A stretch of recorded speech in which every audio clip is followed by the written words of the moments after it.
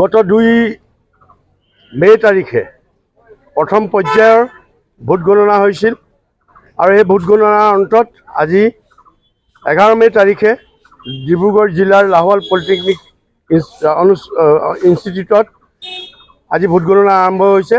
বৰ্তমানলৈকে যি আমি পৰিৱেশটো দেখা পাইছোঁ অতি শান্তিপূৰ্ণ পৰিৱেশ। জিলা প্ৰশাসনে যথেষ্ট সহযোগ আগবঢ়াইছে আৰু আমাৰ ভোটাৰৰ প্ৰাৰ্থীৰ লগতে প্ৰাৰ্থীৰ এজেণ্টসকলেও নিয়ম শৃংখলা মানি আজি কাউণ্টিঙৰ গৃহত প্ৰৱেশ কৰিছে আৰু মই আশা ৰাখিছোঁ আমাৰ ডিব্ৰুগড়ত বিশেষকৈ এই কাউণ্টিং চেণ্টাৰত অতি সুচাৰুৰূপে ভোট গণনা সমাপ্ত হ'ব আৰু সকলো ৰাইজৰ এই ক্ষেত্ৰত সহযোগ কামনা কৰিছোঁ।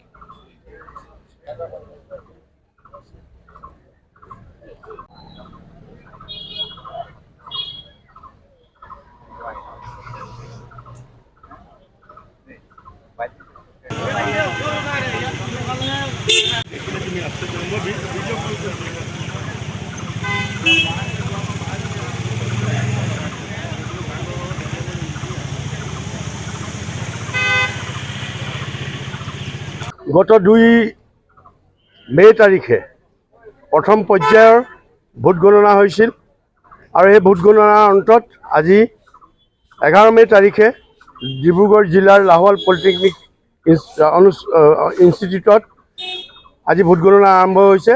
বৰ্তমানলৈকে যি আমি পৰিৱেশটো দেখা পাইছোঁ অতি শান্তিপূৰ্ণ পৰিৱেশ। জিলা প্ৰশাসনে যথেষ্ট সহযোগ আগবঢ়াইছে আৰু আমাৰ ভোটাৰৰ প্ৰাৰ্থীৰ লগতে প্ৰাৰ্থীৰ এজেণ্টসকলেও নিয়ম শৃংখলা মানি আজি কাউণ্টিঙৰ গৃহত প্ৰৱেশ কৰিছে আৰু মই আশা ৰাখিছোঁ আমাৰ ডিব্ৰুগড়ত বিশেষকৈ এই কাউণ্টিং চেণ্টাৰত অতি সুচাৰুৰূপে ভোট গণনা সমাপ্ত হ'ব আৰু সকলো ৰাইজৰ এই ক্ষেত্ৰত সহযোগ কামনা কৰিছোঁ।